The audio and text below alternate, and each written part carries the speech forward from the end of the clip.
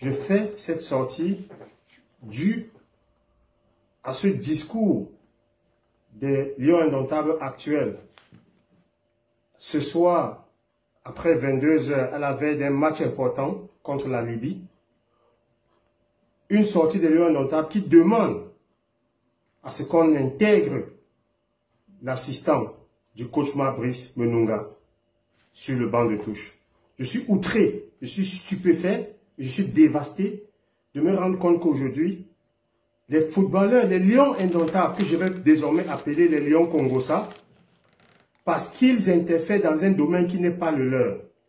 Vous êtes là pour jouer au foot, vous êtes là pour bien jouer et donner des résultats. Ce que vous ne faites pas déjà. Actuellement, vous êtes la génération la plus nulle des Lions indomptables du Cameroun. Quand on va prendre la génération de 1980, la génération de 90 et la génération dorée de 2000. Jusqu'à présent, sur le terrain, vous n'apportez pas satisfaction. À la CAN, vous nous avez fait honte. Vous jouez contre les Chouavini, qui est l'ancien Swaziland. Vous n'arrivez même pas à faire 2 tirs au goal. Mais vous venez vous interférer dans un domaine qui n'est pas le vôtre. Je ne suis pas sûr que celui qui a lu ce message-là, Vincent Bouaka, ce capitaine-là, je ne sais pas s'il a le CEP. Parce qu'avant de faire cette sortie, je ne sais pas qui vous a conseillé. Il fallait déjà vous référer à la convention qui lie la FECAFOOT à l'État du Cameroun. Le domaine administratif et le domaine sportif est géré par la FECAFOOT. Le domaine financier a une cogérance entre la FECAFOOT et l'État. Depuis quand les joueurs de l'équipe nationale du Cameroun s'ingèrent dans la gestion administrative et technique de l'équipe nationale? Depuis quand? Vous êtes mal conseillé. Concentrez-vous sur le jeu à la veille d'un match où vous sortez d'une piètre prestation contre les Chouarili. Vous nous avez fait honte à la CAN. Vincent Boubacar, je ne sais pas si tu cours encore, tu es vieux, tu as quel âge? Excuse-moi d'employer ce langage. Monsieur Ngandou, tu ne mérites plus d'être appelé dans cette équipe. Tu as le niveau d'un joueur de 2-0 aujourd'hui. Vincent Boubacar se balade pendant 90 minutes lors des 4-5 derniers matchs. On lui fait toujours confiance. L'équipe nationale aujourd'hui, ce n'est plus le mérite. On a l'impression que Brice a créé un groupe de joueurs pour attaquer, pour combattre la FECAFOOT.